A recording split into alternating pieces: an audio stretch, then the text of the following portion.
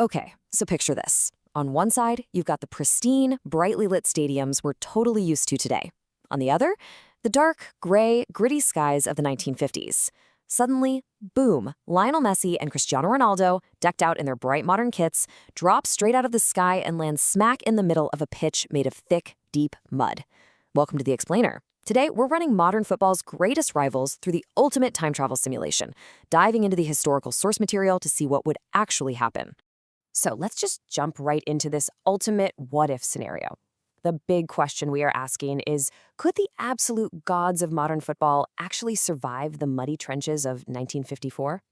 Now, this is a really crucial question, right? Because our whole perception of who the greatest of all time is, well, it's heavily skewed by the era they actually play in.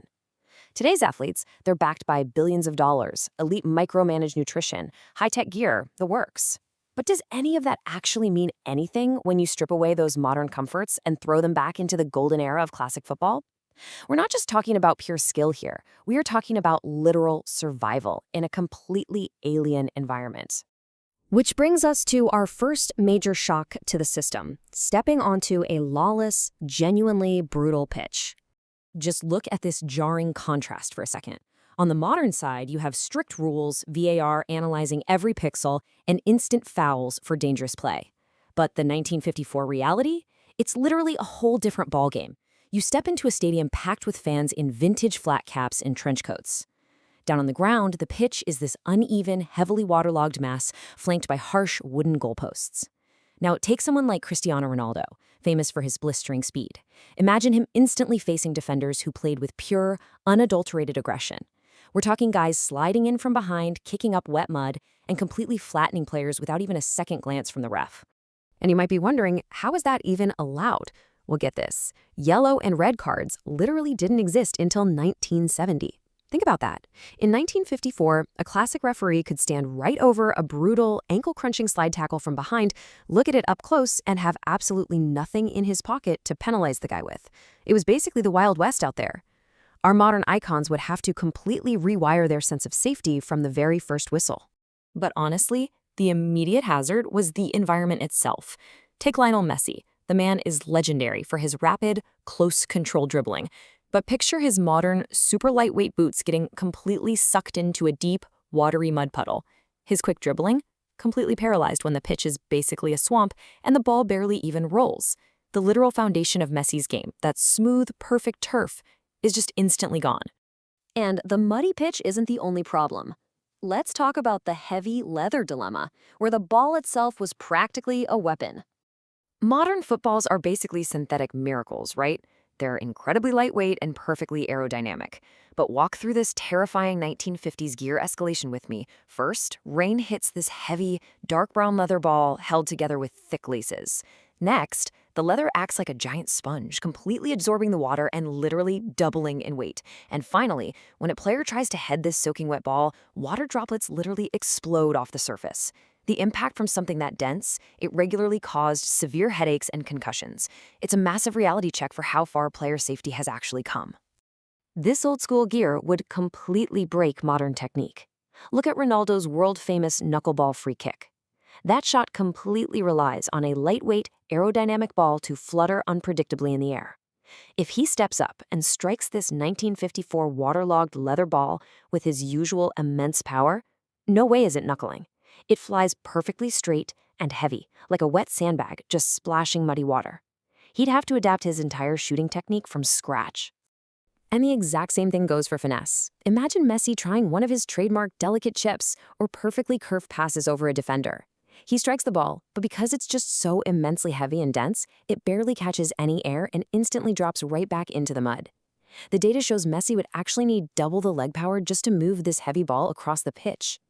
Every single touch is a massive physical drain. It forces these guys to completely shift gears into a gritty, aggressive playing style, using pure raw power to smash the ball forward instead of relying on their usual clean passing. And then there's the lifestyle, the reality of steel boots and, believe it or not, beer. The off-pitch culture shock is absolutely staggering. Today, these two icons rely on personal chefs, sleep doctors, and custom-made synthetic boots. But back in 1954, Oh man, they are lacing up heavy, high-top leather boots with literal steel toe caps that actively hurt the feet, and they get incredibly stiff when caked in thick, wet mud. And recovery? You can totally forget the hyperbaric chambers and cold ice baths. Your post-match recovery back then meant sitting on a wooden bench in the locker room, eating a thick steak, and washing it down with a classic glass of beer. Without modern tech insight, keeping their muscles perfectly optimized, the physiological toll of running for 90 minutes in that stiff, heavy gear through deep mud, it would be absolutely devastating.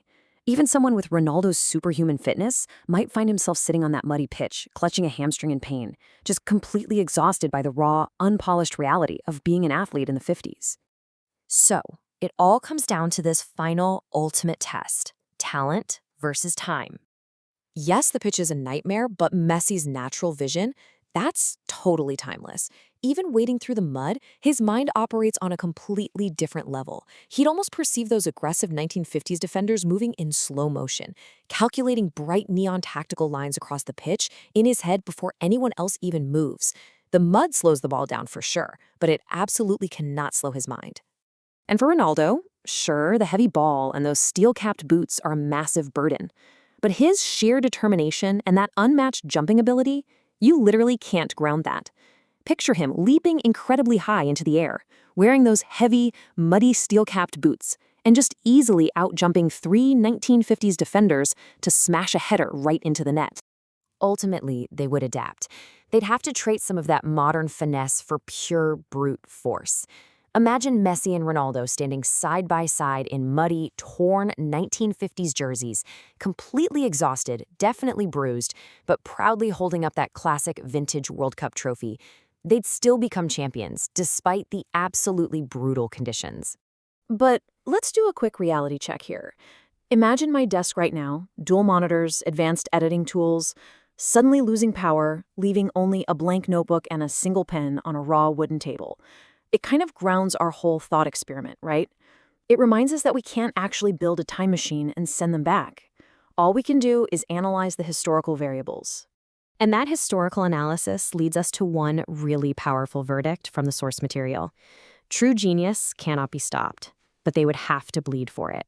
I think that perfectly sums up this ultimate test of talent versus time. They would absolutely win, they'd conquer the golden age, but man, it would take every single ounce of energy they had. Which leaves us with this final, really provocative thought. Picture a young, retro version of Messi and Ronaldo as kids back in the 1950s, running barefoot on a rough dirt pitch under a black and white sky, just chasing around that giant laced leather ball. Ask yourself, does the environment make the player, or does the player make the environment? It's a pretty fascinating question about the true nature of greatness, isn't it?